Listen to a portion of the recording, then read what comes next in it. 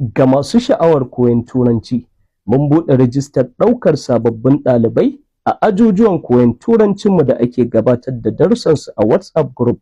Muna da matakai na ajujuwan koyon Turanci kamar haka. Mataki na farko, Pre-Basic Level. Wannan mataki ne na waɗanda ba su taɓa koyon Turanci ba, kuma ba su san komai game da Turanci ba, wanda ma bai taɓa yin karatun boko ba, wannan ajin zai dace da shi. Mataki na biyu, Basic Level.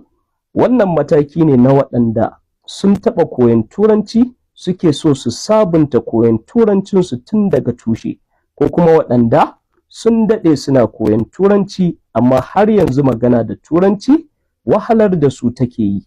Sai sun haɗa magana da Turanci a zuciya, amma da zarar sun zo furta maganar da baki sai su kakare su kasa. Muna darasi ranaku 3 a sati, ranar Juma'a da ranar Asabar da kuma ranar Lahadi.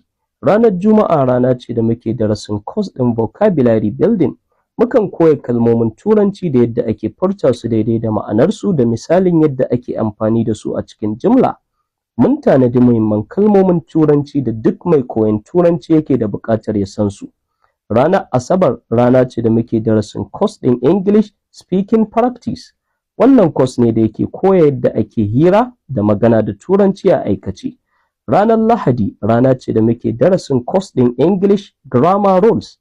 Course ɗin da yake koya ƙa'idojin Turanci ta yadda za ka koyi yadda za ka yi amfani da kalmomin Turanci a magana da rubutu daidai ba tare da kuskure ba. Lokacin da muke sanya darasi ƙarfe 8 na dare bayan sallar isha. Ko da kana wani uzuri ko wani aiki, a daidai lokacin da ake sanya darasi za ka je ka ci gaba da uzurinka ko aikinka. Duk sanda ka samu lokacin da baka komai, za ka shiga group ka tarar da darasi, ka karanta kuma ka kunna ka saurara. Yadda ake gabatar da darussan, mukan tura rubutun darasi sannan sai mu tura muryoyi biyu na bayanin darasin. Muryar farko ta bayanin darasin da Turanci zalla, murya ta biyu ta bayanin darasin tare da fassarar bayanin darasin da Hausa, domin kowane ɗalibi ya samu cikakkiyar fahimta. Kuɗin registration ɗin shiga Naira 5,000 kacal, kuma sai bayan an yi wata 3 an cinye zangon karatu guda ake sake biyan wani kuɗin registration ɗin.